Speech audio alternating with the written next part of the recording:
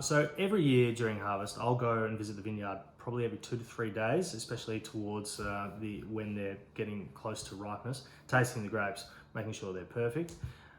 This year we picked the grapes for the nerds out there, it was at 13.5 BOME and a pH of 3.4. These are absolutely perfect numbers, and amazingly we've been getting these exact numbers for about 4 years now. Since 2016, when I changed the pruning techniques in the vineyard to just drop the potential crop that we can have. It puts less stress on the vines, it means they can put more energy into growing the grapes.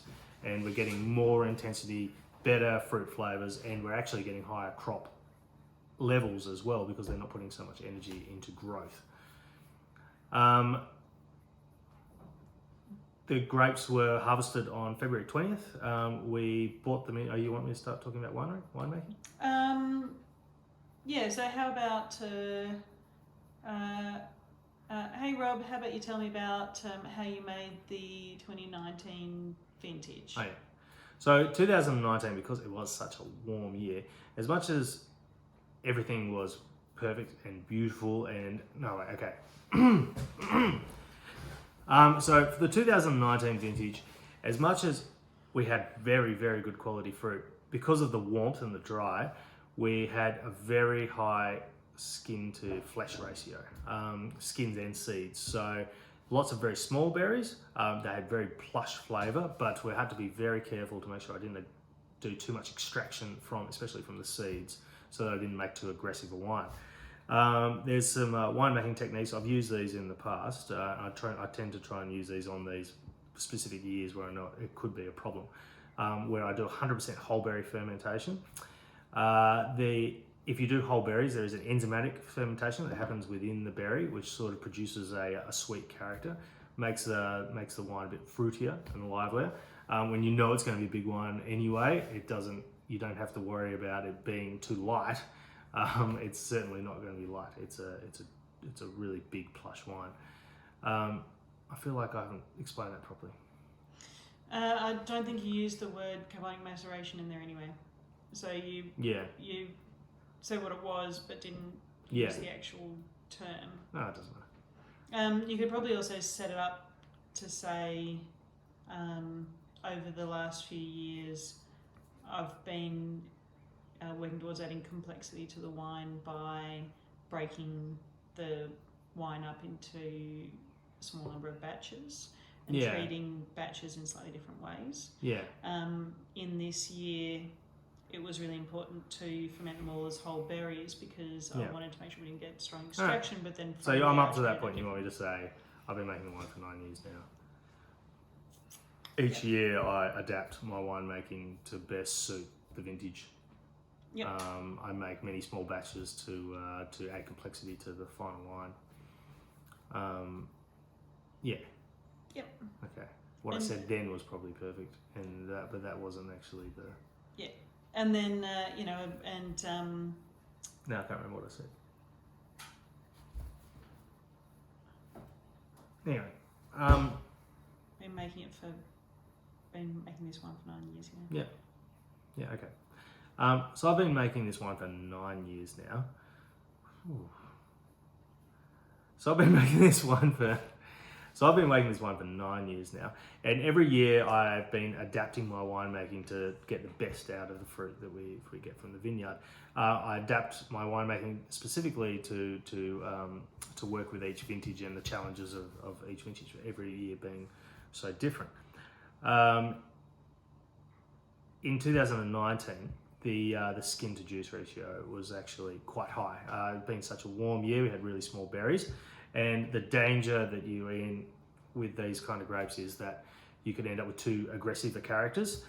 So to start with, I did 100% whole berry fermentation over all my versions of fermentation. It ends up with a bit of a carbonic maceration character within the berry. It's a sort of an enzymatic fermentation that produces really nice, sweet, soft characters in the wine.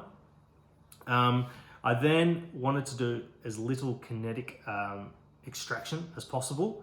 We normally do plunging and foulage, which is with your feet, to extract from the grapes. But this year I did 50% of the wine with what's called heading down boards. basically we put planks on top of the cap of the ferment, and we then push the grapes into the juice, so that it's basically like a constant plunge. You're doing constant extraction from the skins with the juice, but because you're not actually doing any kinetic work with it, you don't get any aggressive characters. You just get as much intensity as possible. It's something I've been doing over the last 2 years, and the process is working amazingly well. The other 50% of the grapes I put in the 50% new barrels that we have for the wine. I just take the lids off the barrels, and we plonk the grapes in there and ferment in them. Pull them out, put the heads back on the barrels, and then age the wine in those barrels. Is that good enough? Perfect. Yeah. And then we then leave it on skins for 21 days. Yeah. So the wine's then left on skins for 21 days. It's just exactly 3 weeks, but it just happens to be, I'll be tasting it every day, and it gets to a point where I feel like that's it, bang on, chuck it in the press. We do it straight away. It's amazing how much the wine can change hour to hour, but we actually pick it by the hour when we're going to press the wine when it's looking at its best. Then the wine is then pressed, and we put it straight back into oak. We put it back into those new barrels that we fermented in, and then the rest of the barrels made up with 1 and 2 year old barrels. So we always use our best oak with this wine. And then it gets racked once when it's finished malolactic fermentation, but aged in oak for 19 months. The wine is still in oak. This wine, it'll come out of oak probably in the next couple of weeks, getting ready for bottling. I could not be happier with the wine we've made.